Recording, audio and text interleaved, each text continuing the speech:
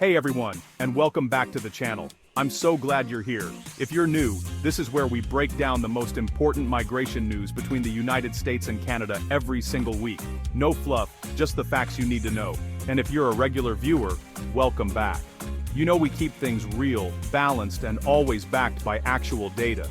This week has been absolutely packed with developments that could affect millions of people on both sides of the border. Whether you're planning a move, you're already in the immigration process, or you're just trying to understand what's happening in North American migration policy, you're going to want to stick around for this. So grab your coffee, get comfortable, and let's dive right in. Here's something that might surprise you. Canada just announced they're putting a 2 million person cap on temporary residents for the first time in modern Canadian history. Let me say that again. For the first time ever, Canada is setting hard limits on temporary residents. We're talking about international students, foreign workers, all of it. And that's not all.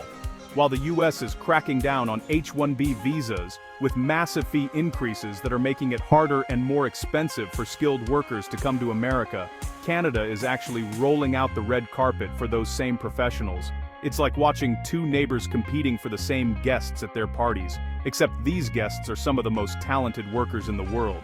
So what's really happening at the world's longest international border? Are these countries cooperating or competing? And most importantly, what does this mean for your immigration plans? Let's break it all down, piece by piece.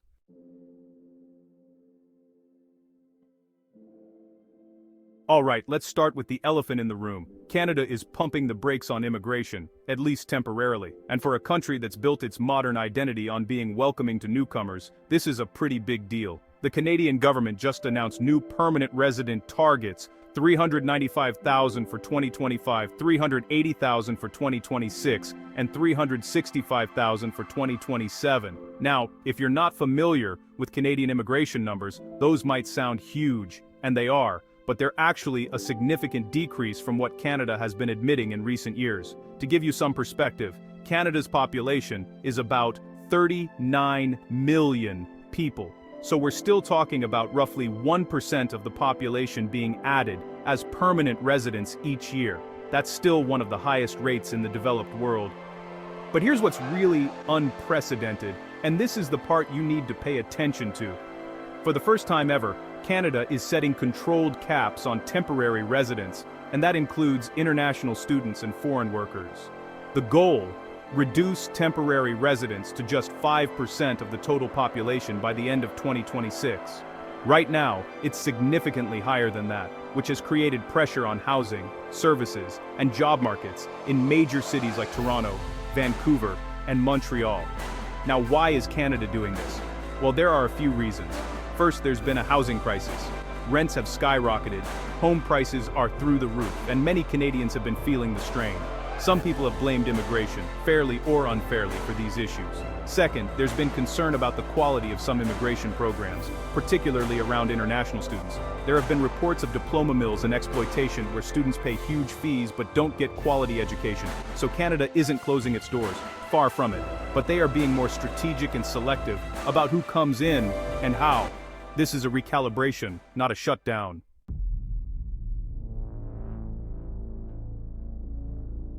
Now, let's shift gears and talk about what's actually happening at the border, because this is where facts and political rhetoric sometimes diverge pretty dramatically. Canada has invested, and I want you to hear this number, $1.3 billion in border security. This isn't small potatoes. We're talking about serious equipment: Black Hawk helicopters, drones, counter-drone technology to detect illegal drones coming across the border, mobile surveillance towers, and they've hired 1,000 new border personnel. Think about that for a second. 1,000 new officers. That's like adding an entire small town's worth of people whose only job is border security. And the results? They're actually pretty dramatic. Though you might not have heard about this in the news. Canada reported an 89% drop. Let me repeat that. 89% in illegal US crossings by foreign nationals between June and December. That's not a typo. Nearly 9 out of 10 illegal crossings have been eliminated, and it gets even more impressive.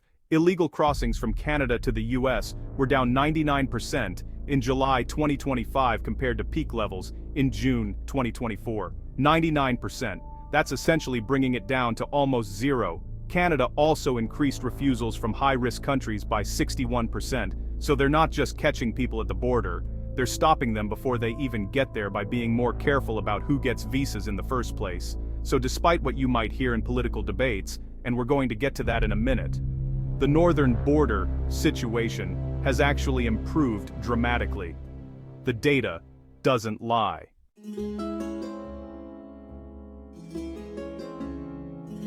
Now, here's where we need to talk about politics, because immigration is never just about policy, it's always political too. President Trump, in his second term, has been pretty vocal about criticizing what he views as lax Canadian border enforcement. His administration has claimed that the northern border is responsible for increased flows of illicit drugs, particularly fentanyl, and undocumented migrants into the United States. And look, any drug trafficking is a serious concern. Any illegal border crossing is a legitimate issue that both countries need to address. No one's saying these things don't matter. But let's look at the actual numbers, because context is everything. Between 2022 and June 2025, authorities seized 113 pounds of fentanyl at the U.S. northern border, the border with Canada. At the U.S. southwest border, the border with Mexico, they seized over 70,500 pounds. That's more than 600 times as much. 600 times. So yes, border security matters everywhere, but the data clearly shows that the northern border represents a much smaller share of these challenges compared to the southern border. Now, does that mean Canada and the US shouldn't work together on border security? Of course not. They absolutely should, and they are. That's what that $1.3 billion investment is all about. Both countries benefit from a secure, well-managed border, but it's important to separate political rhetoric from actual facts. And the facts show that the Canadian border situation is being managed effectively and has improved significantly.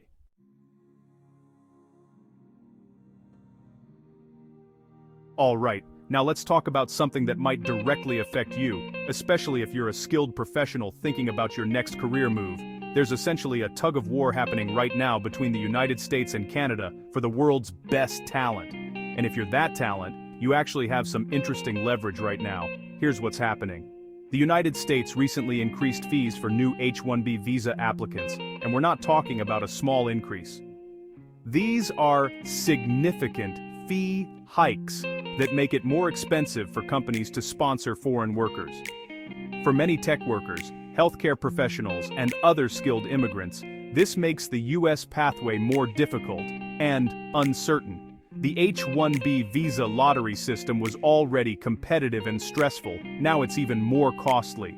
Meanwhile, Canada is looking at this situation and basically saying, hey, if the US doesn't want you, we do. Canada's Express Entry system, which is their main skilled worker immigration program, is actively prioritizing professionals in three key sectors: healthcare, education, and construction. These are areas where Canada has major labor shortages. If you're a doctor, nurse, healthcare administrator, teacher, professor, engineer, or construction professional, Canada sees you as a priority candidate, even as they're reducing overall immigration numbers. And there's more. The global talent stream continues to provide fast-track pathways specifically for STEM professionals. That's science, technology, engineering, and mathematics. We're talking about software developers, data scientists, AI researchers, cybersecurity experts, all of those in-demand tech roles. Companies can get work permits approved in as little as 2 weeks through this stream. Compare that to the months or even years it can take for US visa processing. So here's the interesting dynamic. Canada is reducing quantity, but maintaining or even increasing focus on quality. They want fewer people overall, but they really want skilled professionals. If you're a skilled worker, trying to decide between the US and Canada, or if you've been struggling with the US immigration system, this might actually be your moment to seriously look at Canada as an alternative. The job markets in Toronto, Vancouver, Montreal, and Calgary are strong for skilled professionals. The tech sector is booming, healthcare is desperate for workers, and the government is literally designing immigration programs to attract people like you.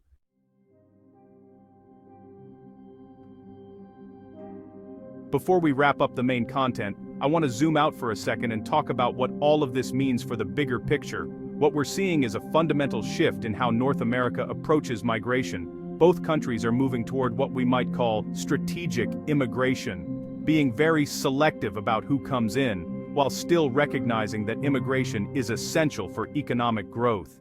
The housing affordability crisis in both countries has made immigration politically sensitive in a way it hasn't been in decades. When young people can't afford to rent an apartment, let alone buy a house, immigration becomes an easy target, whether that's fair or not. But here's the thing, both countries know they need immigration. Canada's birth rate is below replacement level. The US birth rate is also declining. Without immigration, both economies would face serious labor shortages and aging population challenges. So the question isn't whether there will be immigration, it's what kind of immigration, how much, and who gets priority. Over the next few years, expect to see both countries continuing to refine their approaches. There will probably be more emphasis on skills-based immigration, more investment in border security and management, and likely more competition for the world's top talent. If you're watching this and thinking about your immigration plans, my advice is to stay informed, be strategic, and be prepared to act when opportunities arise. The landscape is changing fast.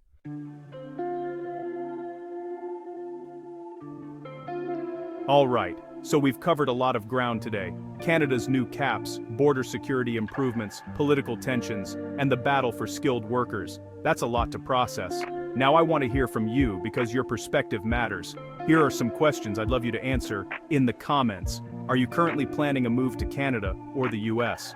If so, has this news changed your timeline or strategy at all? If you're a skilled worker, do these policy changes make Canada more attractive to you? Or are you still focused on the American dream? And for those of you already living in Canada or the US as immigrants, what's your experience been? How do you feel about these new policies? I read every single comment, and I often make videos based on your questions and suggestions. So please, don't be shy. Share your thoughts, your concerns, your experiences. This is a community of people navigating migration together, and we learn from each other. If you found this breakdown helpful, and I really hope you did, please hit that like button. It helps the algorithm show this video to more people who need this information. And if you're not subscribed yet, what are you waiting for? Click that subscribe button and the bell icon so you get notified every single week when I drop the latest migration news. I work hard to keep you informed with accurate, balanced information you can actually use. I've also put together some helpful resources in the description below. There are links to official Canadian immigration programs, information about US visas, and some articles where you can read more about the topics we covered today.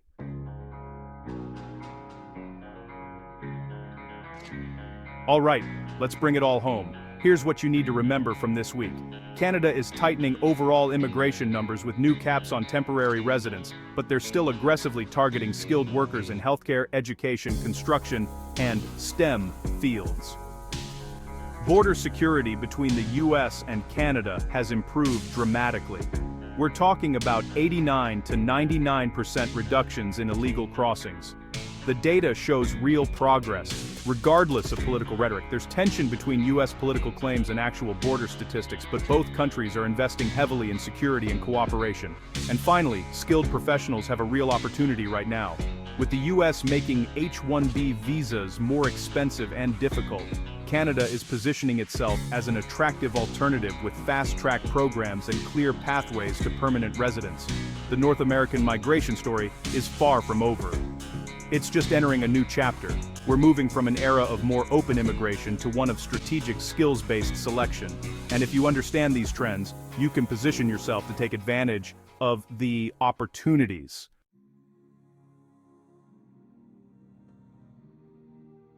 That's it for this week's Migration News Roundup. Thank you so much for watching. I really appreciate you being here and being part of this community. Don't forget to like, subscribe, comment with your thoughts, and I'll see you next week with more migration news and updates.